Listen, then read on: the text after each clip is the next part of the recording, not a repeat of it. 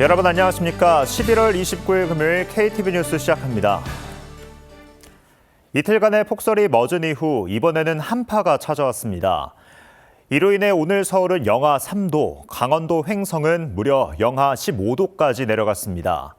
오늘 오후부터는 전국 곳곳에 다시 눈이나 비가 내릴 것으로 보여 외출 시 유의하셔야겠습니다. 조태영 기자의 보도입니다.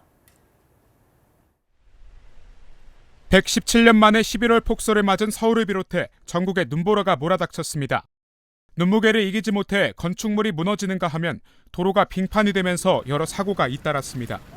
전국에 내려졌던 대설특보가 어제 대부분 해제됐지만 곳곳에 산발적으로 눈이 이어지고 있어 긴장을 늦출 수 없습니다.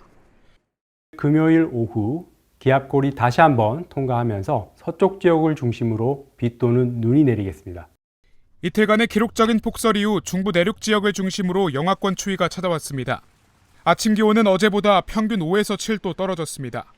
서울은 영하 3도, 충북 제천 영하 9도, 강원도 횡성 영하 15도까지 내려갔습니다.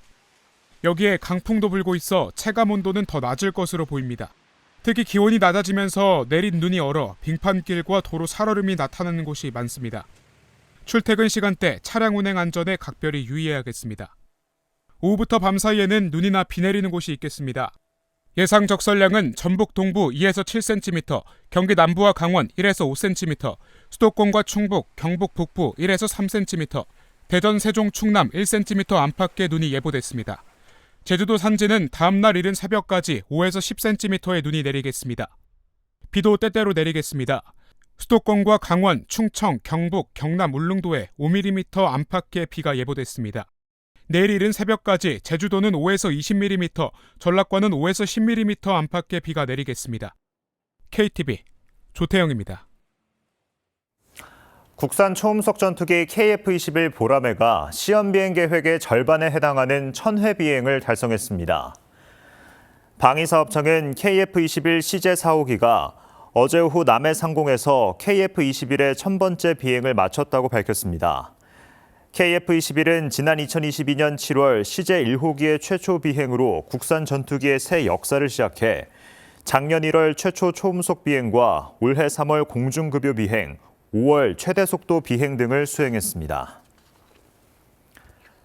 합동참모본부는 북한이 어젯밤부터 오늘 새벽까지 40여 개의 오물 쓰레기 풍선을 띄웠고 경기도와 수도권 등지에서 30여 개의 낙하물이 확인됐다고 밝혔습니다.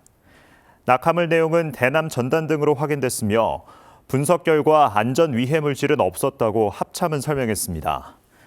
북한은 지난 5월부터 이번까지 32차례에 걸쳐 쓰레기 풍선을 살포했습니다. 임신 기간을 다 못 채우고 일찍 태어난 아기를 이른둥이라고 합니다. 윤석열 대통령이 이른둥이 부모들을 만나 출산부터 치료, 양육까지 정부 지원을 강화하겠다고 약속했습니다. 의료비 지원 한도를 2배 늘리고 고위험 산모와 신생아를 치료할 의료센터를 신설할 방침입니다. 이혜진 기자의 보도입니다. 윤석열 대통령이 지난 9월 국내 최초 자연 임신으로 태어난 5쌍둥이가 있는 서울 성모병원을 찾았습니다. 현직 대통령으로는 처음 신생아 집중 치료실을 방문했고 5쌍둥이를 포함한 이른둥이 부모들의 애로사항을 들었습니다. 이른둥이는 임신 37주를 채우지 못하고 태어난 조산아나 2.5kg 미만 저체중 아기를 말합니다. 저도 어머니께서 바쁜 직장 생활을 하셨기 때문에 칠삭둥이로 2.3kg 이른둥이로 태어났습니다. 그래서 아이를 보는 마음이 더 각별했다고 할 수 있습니다. 지난해 태어난 이른둥이만 2만 8천 명. 전체 출생아의 12%가 이른둥이로 태어나는데 출생 직후부터 중환자실에 긴 시간 입원하기 때문에 부모의 양육 부담이 큽니다. 정부는 이른둥이 부모가 겪는 일과 치료, 육아의 삼중고를 덜기 위해 이른둥이 맞춤형 지원 대책을 마련해 있습니다. 저체중이거나 조기 출생일수록 각종 질환이 발생할 가능성이 큰 만큼 신생아 집중치료실 이용 시 의료비 지원 한도를 출생 체중에 따라 최대 2천만 원까지 상향합니다.